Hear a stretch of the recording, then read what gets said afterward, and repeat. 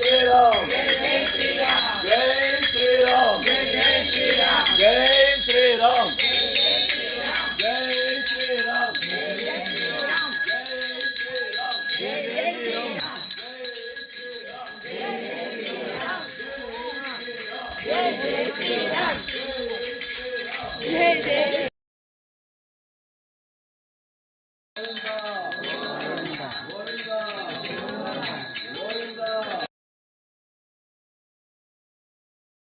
జై శ్రీమన్నారాయణ. జై జై శ్రీమన్నారాయణ.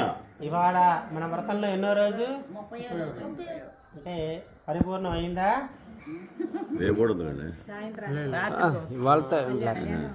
గోదా కళ్యాణంతో మన ఈ వ్రతం పరిపూర్ణం అవుతుంది అనుకోవాలి మనం. అయితే మనకి ఇవాళ భోగి. భోగి అంటే అమ్మవారు అయ్యవారితో భోగించిన రోజు, అంటే అమ్మవారు అయ్యవారిలో ఐక్యమైన రోజు ఇవాళ, కాబట్టి దీనికి భోగి అని. రేపేంటి? సంక్రాంతి. సంక్రాంతి అంటే సూర్యుడు ధనురాశిలోకి ప్రవేశించిన తర్వాత మనకి వ్రతం ప్రారంభమైంది.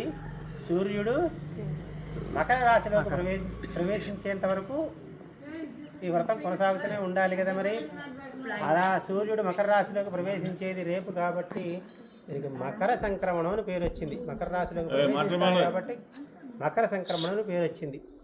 ఆ తర్వాత రోజు కనుమ రోజు ఏం చేయాలి మనం? మాకు తెలుసండి ఏం చేయాలి.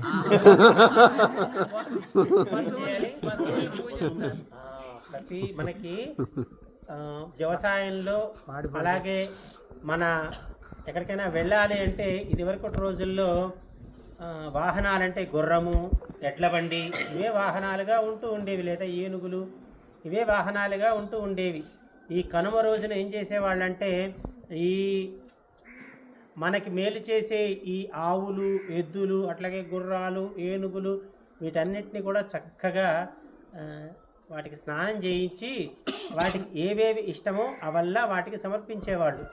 కనుమ రోజున కాకి కూడా బయలుదేరదంటారు. ఎందుకని?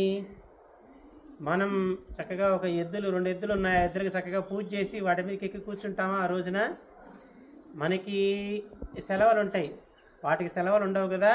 ఆ రోజున వాటికి సెలవులు ఇవ్వటం జరిగింది. ఆ ఒక్కరోజే సెలవు ఇవ్వటం జరిగిందంటే వాహనం కట్టకూడదు, ఎడ్ల బండి కట్టకూడదు, గుర్రం ఎక్కకూడదు, ఏనుగు ఎక్కకూడదు ఆ రోజున, ఆ కనుమ రోజున.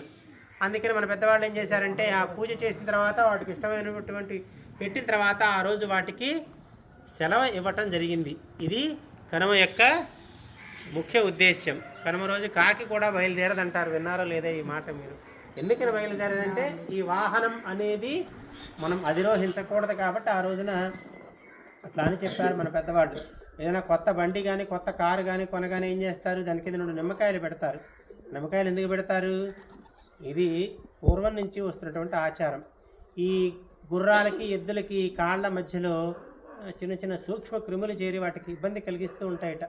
కలిగించినప్పుడు ఆ నిమ్మకాయని వాటి చేత తొక్కిస్తే ఆ చిన్న చిన్న సూక్ష్మ క్రిములన్నీ కూడా చనిపోయేవి.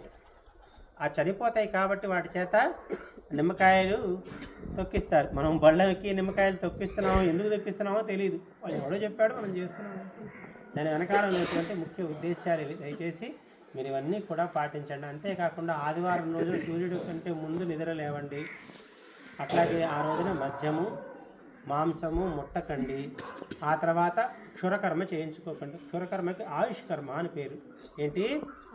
ఆయుష్కర్మ. మనం ఆదివారం రోజున కనుక క్షురకర్మ చేయించుకుంటే మన ఆయుష్ క్షీణిస్తుంది. కాబట్టి ఇవి పాటించండి. మన బృందం వరకైనా సరే, మీరైనా సరే ఇవన్నీ పాటించండి, పాటించే ప్రయత్నం చేయండి. సరే. శ్రీరాఘవం దశరథాత్మజ ప్రమేయం సీతాపతిం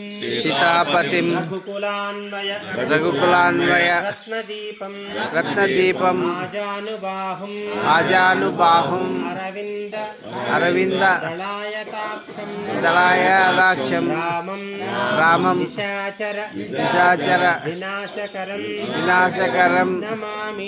నమామి.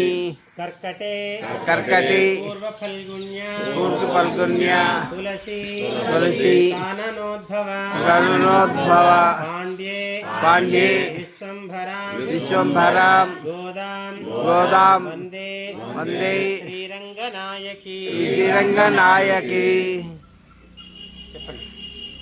శ్రీమన్ శ్రీమన్ నామ నామ నారాయణాఖ్యం నారాయణఖ్యం మజ్జన్మ ఫలమిదం మధుకైట భారే మత్ప్రార్థనీయ మదనుగ్రహ ఏష ఏవ తద్భృత్య భృత్య పరిచారక భృత్యస్య భృత్య ఇతి మాం స్మరలోకనాథ. పరమాత్ముడు ఎవడికి భృత్యుడే ఉంటాడట? భృత్య పరిచారక భృత్యస్య భృత్య ఇతి మాం స్మరలోకనాథ. పరమాత్ముడికి దాసుడు ఉన్నాడనుకోండి, ఆ దాసుడు ఎవడైతే ఉంటాడో ఆ దాసుడి మాట వింటాడట.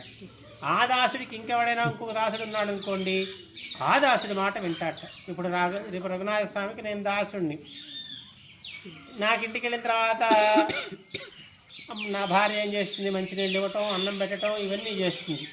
ఇవన్నీ చేసి మేమిద్దరం కనుక దేవాలయానికి వచ్చి స్వామిని ఏదైనా మొక్కుకున్నాం అనుకోండి, ఏమయ్యా నాకు ఫలాంటి కావాలని నేను అడిగాను అనుకోండి, కొంచెం పక్కకుండవయ్యా అంటాడు నన్ను స్వామి. నువ్వు రామా ముందుకి, ఏం కావాలి నీకు అని అడుగుతాడు. అంటే దాసులకి దాసుడై ఉంటాడట స్వామి.